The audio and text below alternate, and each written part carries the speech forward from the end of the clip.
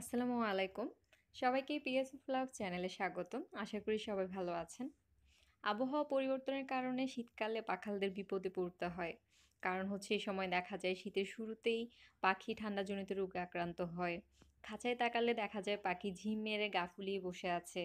এরপর হচ্ছে দেখা যায় পাখির পায়খানায় পরিবর্তন হয়, যেমন পাখির সবুজ পুপস হয়।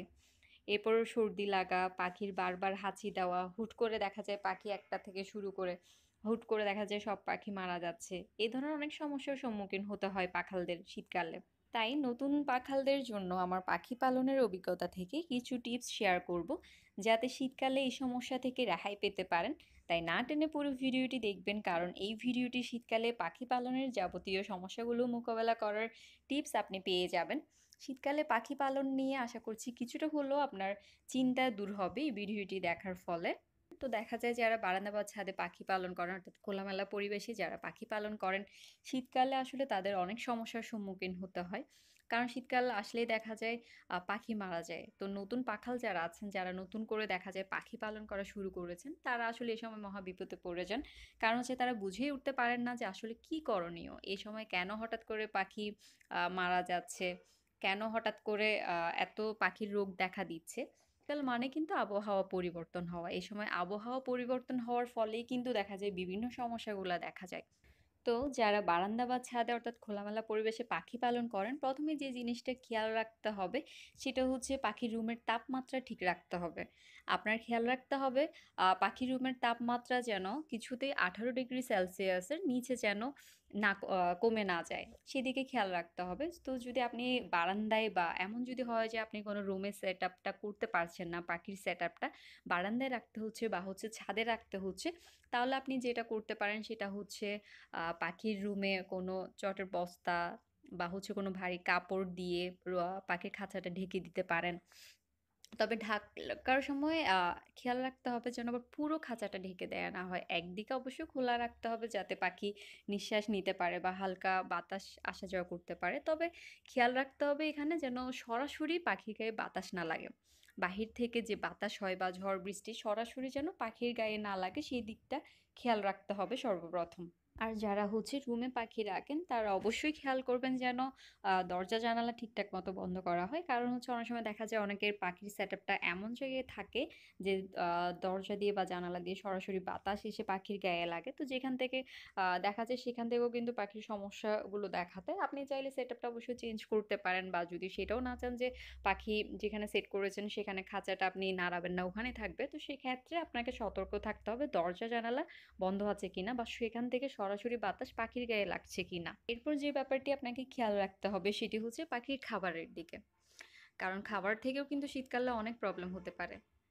আপনাকে অবশ্যই সিড মিক্স তো আমরা সবসময় পাখিকে দিয়ে থাকি। কিন্তু শীতকালে আপনাকে যেটা করতে হবে সেটা হচ্ছে পাখির সিড মিক্সে যে তেল জাতীয় বীজগুলো আছে তার পরিমাণটা আগের তুলনায় একটু বাড়িয়ে দিতে হবে।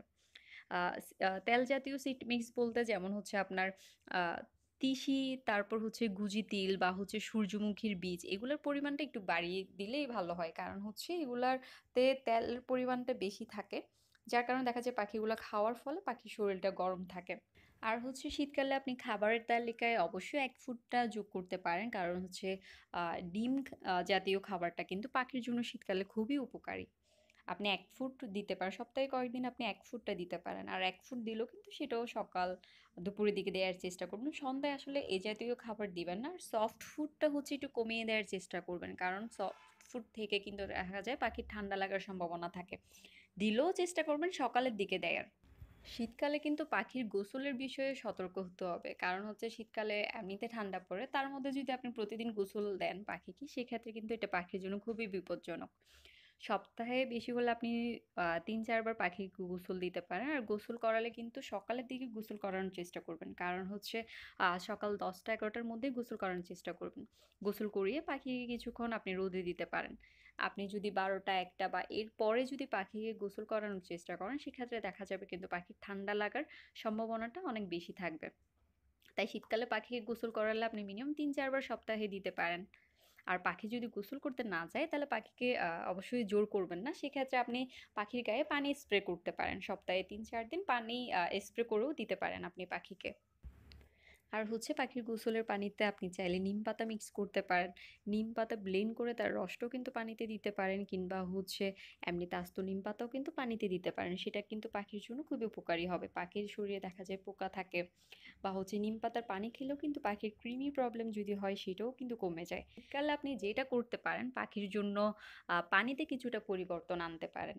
নরমাল পানি দেওয়ার পাশাপাশি আপনি পাখিকে পাখির চাটা দিতে পারেন।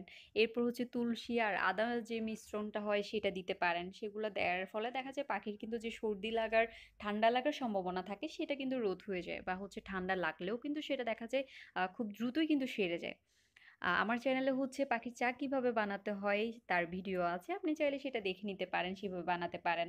আর হচ্ছে শীতকালে অবশ্যই পাখিকে সকালের দিকে রোদে দেওয়ার চেষ্টা করবেন। কমপক্ষে ০.৫ ঘন্টা হলেও পাখিকে রোদে দেওয়ার চেষ্টা করবেন। কারণ শীতকালে কিন্তু পাখির শরীর অনেক ঠান্ডা থাকে। আর ঠান্ডা থেকে কিন্তু হুট করে দেখা যায় পাখি মারা যেতে পারে।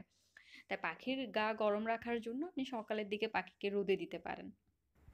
অবশ্যই পাখির ঘরের চারপাশ পরিষ্কার পরিচ্ছন্ন রাখার চেষ্টা করবেন। পাখিকে পাখির খাঁচাটা আপনি যা দিয়ে ঢেকে দিচ্ছেন সেটাও যেন পরিষ্কার হয়। চটের বস্তা হোক বা হচ্ছে কোনো ভারী কাপড় হোক, যাই দিয়ে আপনি ঢেকে দেন না কেন সেটা যেন অবশ্যই পরিষ্কার হয়।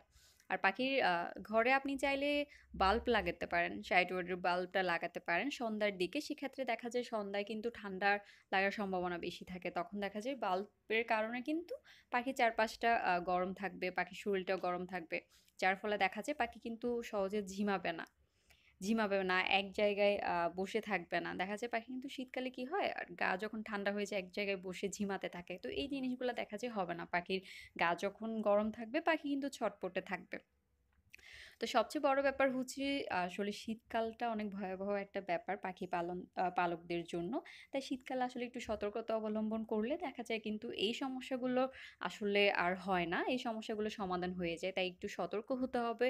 তো যারা নতুন আছেন, নতুন পাখি পালন করছেন, আশা করছি তাদের এই টিপসগুলো কাজে লাগবে। এগুলো যদি আপনারা কাজে লাগান তাহলে অবশ্যই আপনাদের পাখি শীতকালে সুস্থ থাকবে আশা করছি।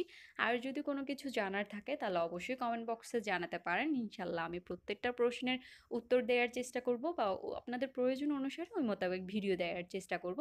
তো আশা করব ভিডিওটি অবশ্যই আপনাদের উপকারে আসবে। তো যারা এখনও আমার চ্যানেলটি সাবস্ক্রাইব করেননি আশা করব খুব দ্রুত আমার চ্যানেলটি সাবস্ক্রাইব করবেন। আর পাশে থাকা বেল আইকনে ক্লিক করে রাখবেন যেন আমি যে সময় ভিডিওটি দিই যত সময়ের জন্য আপনি আপনার প্রয়োজনীয় ভিডিওগুলো পেতে পারেন। ধন্যবাদ সবাইকে।